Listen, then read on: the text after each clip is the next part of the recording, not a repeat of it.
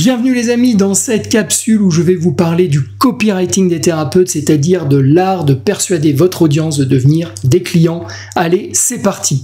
Le premier point, c'est que la persuasion commence par la persuasion, c'est-à-dire que votre copywriting commence avant même que vous communiquiez sur votre offre. La persuasion, ça va vous permettre de créer les conditions idéales pour que votre message de persuasion soit plus impactant. Et pour ce faire, je vais partager avec vous un certain nombre de techniques. D'abord, vous allez régulièrement communiquer sur le sujet concerné par votre offre avant même de l'annoncer. Ça va vous permettre de recentrer l'attention de votre audience sur la thématique concernée. Alors évidemment, ces publications que vous allez faire doivent aussi aborder les douleurs de cette audience et les impacts de ces douleurs sur leur quotidien en lien avec le sujet concerné. Ça va vous permettre de les sensibiliser et de les aider à prendre conscience qu'ils doivent absolument trouver une solution pour sortir de cette situation qui n'a que trop duré. On va retrouver en accéléré ces mêmes éléments, par exemple dans un lancement de produit par email.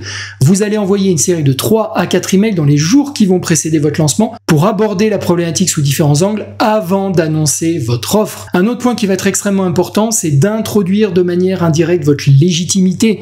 Vous allez par exemple parler de vos succès, de votre parcours peut-être, d'interviews que vous avez pu donner, d'articles qui ont été écrits à votre sujet, de livres que vous avez pu écrire.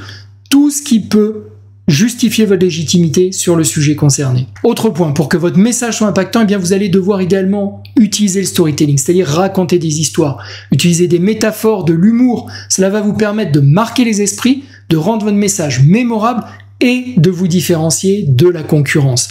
Ce sont par exemple les fameuses campagnes de Lidl où on retrouve toujours la même structure. On raconte l'histoire d'un salarié qui espionne Lidl et qui remonte les prix qu'il a pu découvrir à son patron en lui disant par exemple qu'il a vu des tomates à moins d'1 € chez Lidl, et à chaque fois ça se termine de la même manière: ah, on est mal, là on est vraiment mal. C'est aussi le fameux What Else de George Clooney que vous connaissez très bien pour cette fameuse marque de café. Instantanément, ça permet de marquer la différence de la marque et son côté exclusif. Pour que cette démarche soit efficace, il faut aussi que ce message soit incarné. Ces marques dont on vient de parler, elles payent des millions d'euros certaines stars pour incarner leur marque. Vous avez cette chance d'être à votre compte et de pouvoir naturellement l'incarner vous-même. Donc profitez-en. Et en incarnant cette marque, eh bien vous allez aussi partager vos valeurs, vos opinions qui idéalement doivent être communes avec celles de votre cible, et ça va créer un sentiment de proximité et d'appartenance qui va faire une énorme différence sur votre persuasion au moment où vous allez communiquer sur votre offre. Donc on vient de parler de la persuasion, comment préparer votre message pour le rendre plus impactant. Maintenant, on va parler de la bonne structure de votre message.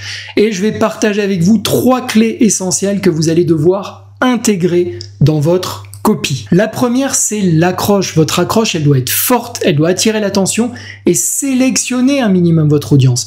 Rien ne sert de mettre une accroche qui va être trop tapageuse, sinon vous risquez tout simplement d'être pollué par des personnes qui ne seront pas dans votre cible. Et je vous rappelle que pour 5 personnes qui lisent une accroche, il y en a une seule en moyenne qui va lire la suite du message. Ce sont des stats par exemple qu'on retrouve dans les campagnes d'email.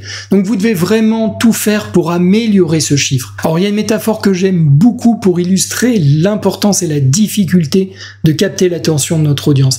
Imaginez une rue passante dans une grande ville. Vous avez des gens qui marchent pour aller au travail, ils sont fatigués, ils pensent à autre chose, et vous êtes un journal, vous êtes en vente dans un kiosque à journaux parmi des dizaines d'autres titres et vous devez être capable d'attirer l'attention de ces personnes.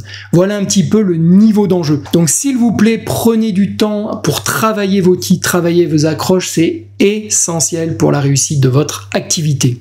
Ensuite, vous avez votre offre. Cette offre, elle doit être absolument irrésistible pour votre audience. Je vous rappelle que les personnes n'achètent pas une perceuse, mais un trou, donc inutile de décrire dans le menu détail ce que vous allez leur proposer. Et même mieux qu'un trou, ils vont acheter l'émotion qu'ils vont ressentir quand ils vont pouvoir ranger leur livre préféré sur cette étagère qu'ils auront pu fixer grâce au trou qu'ils auront fait avec la perceuse.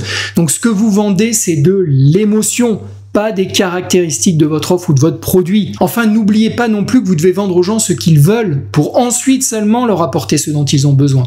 N'essayez pas directement de leur vendre ce dont ils ont besoin car ils ne sont peut-être tout simplement pas encore au courant de leurs besoins. Un autre élément clé pour que votre message soit impactant, c'est que vous soyez crédible. On en a un petit peu parlé précédemment, car un vendeur qui n'est pas cru est cuit, comme on dit dans le commerce. Donc vous devez absolument rassurer cette audience sur votre crédibilité et sur celle de votre proposition. N'oubliez pas aussi que la forme joue un rôle dans cette crédibilité. Si votre copie est peu lisible, mal écrite, avec des fautes, vous n'avez aucune chance de rassurer cette audience. Donc on a vu l'importance de la persuasion, on a vu comment vous alliez pouvoir structurer votre message, et maintenant on va parler du troisième point, le pourquoi.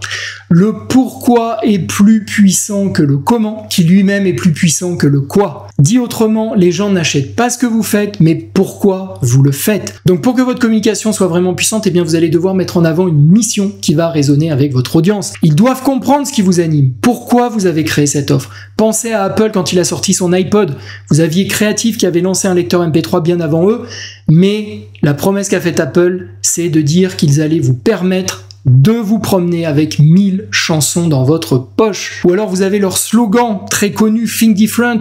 Donc Apple n'est pas un vendeur de produits ou de services, c'est un vendeur, c'est une entreprise qui vous permet de penser différemment. Pensez aussi à Caudalie qui vous permet de puiser dans votre environnement, dans leur cas les vignes, les sources de votre santé. Vous avez aussi L'Oréal avec ce slogan révolutionnaire, parce qu'elle le vaut bien, qui était une incitation à l'émancipation des femmes. Pensons aussi à Decathlon, ce n'est pas un magasin qui vend des articles de sport, c'est un magasin qui vous permet de rester en forme, à fond la forme. Imaginons par exemple que vous soyez hypnothérapeute, et bien vous pourriez tout à fait avoir comme mission de révéler aux personnes leur potentiel de guérison grâce à l'auto-hypnose par exemple. Donc en synthèse, le premier point c'est la persuasion. Pensez à préparer votre audience pour que votre message soit plus écouté et plus impactant. Pensez ensuite à utiliser la bonne structure en apportant un soin particulier au titre, à l'offre et à la réassurance.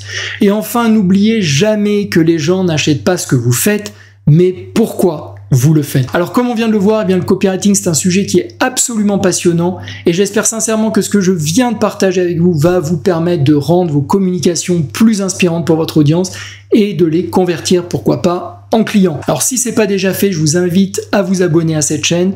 Je vous invite aussi à liker ce contenu et à le partager avec d'autres personnes si vous pensez que ça peut leur être utile. Je vous dis à très bientôt, j'ai été ravi de partager ce moment avec vous. Ciao, c'était Julien de Réussir comme thérapeute.